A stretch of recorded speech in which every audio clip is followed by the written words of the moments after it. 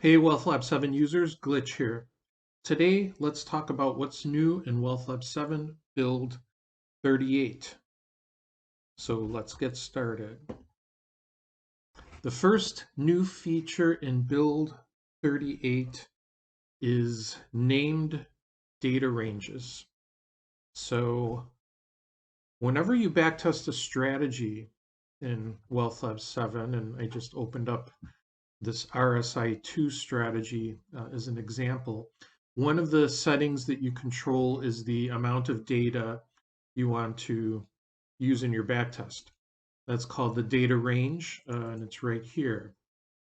You can choose from a variety of ranges. You can backtest on all available data in your data set or symbol, most recent number of bars, years, weeks, months, days, a specific year, a range of years, or even a date range. You may find yourself switching back and forth using different ranges. So we added this new feature suggested by Dr. Koch, the creator of the Finantic extensions, to be able to name a date range. So you can see here I have something in the bottom of the list that you probably haven't seen before in your date range selections, financial crisis.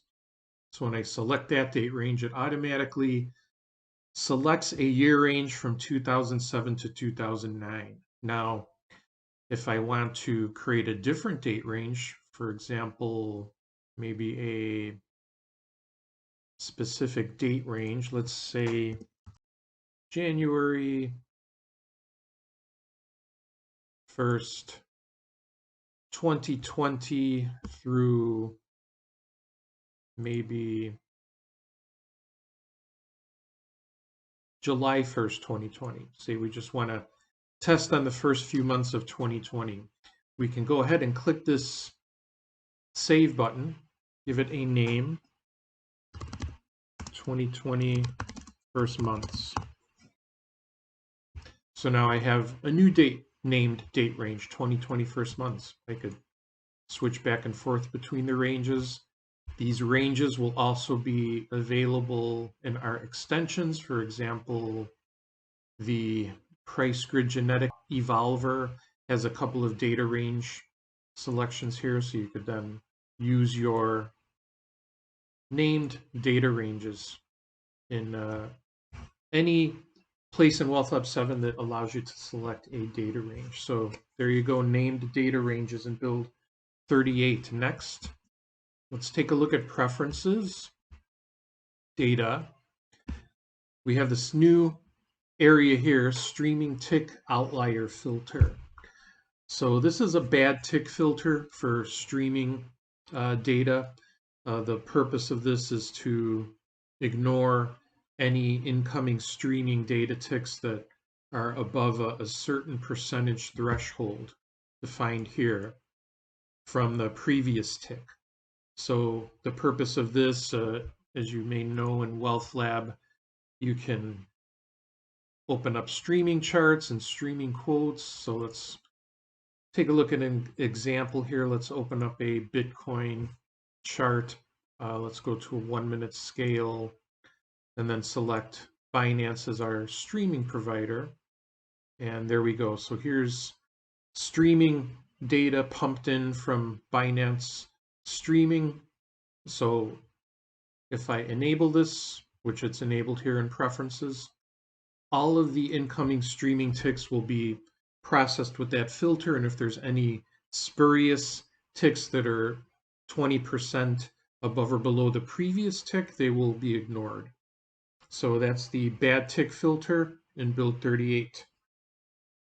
Next, let's take another look at some quote and streaming quote related feature this time. So to show this, let me open up a strategy, which I know will generate some alerts every day. And let's run it on the Binance data set that I have created here, which is just a handful of crypto symbols.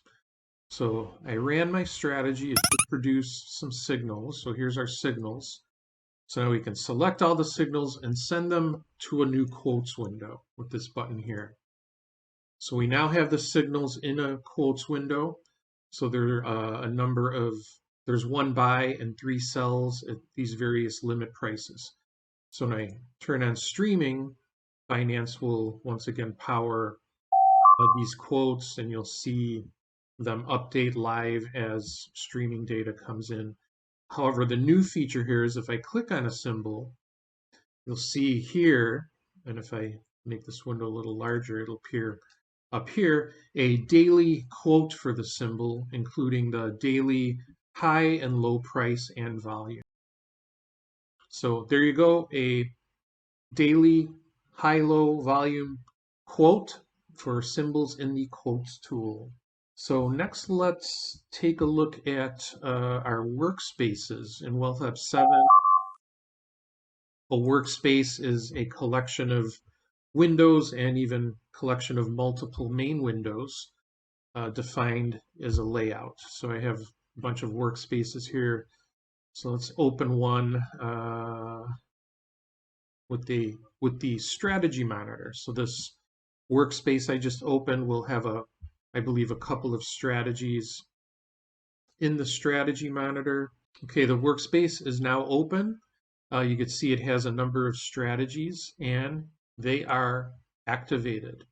So this was requested on the forum. Several people wanted the workspace to preserve and respect the activation mode of the strategy. So now with this new option under workspaces here, you can auto reactivate strategies in the strategy monitor that were active when you reopen the workspace.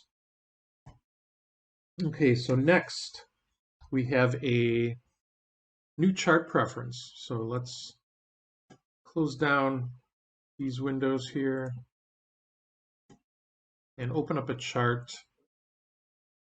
Let's drop a strategy onto the chart. So the new feature here, you see this strategy signaled a sell. And you can see the horizontal line telling you the price of the sell. Since it's a market order, it's just placing it at the close of the previous bar. So under preferences, in chart preferences, so this new preference here, show trade signal lines. So if I turn this preference off, the trade signal line will not be shown on the chart. So you can now control whether or not these signal lines are displayed on the chart.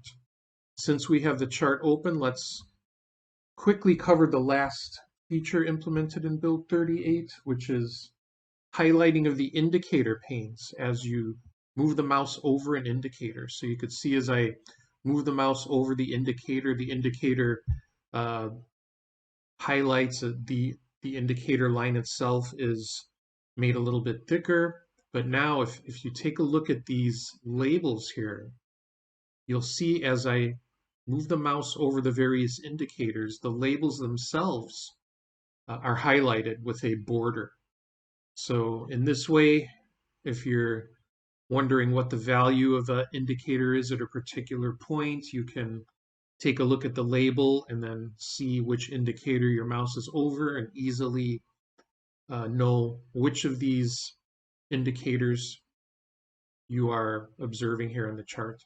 So there you go, highlighted indicator labels. There's a couple other things in Build 38. You can take a look at the release notes in the home page. But that's it for this video. Thanks everybody, and see you all on the forums.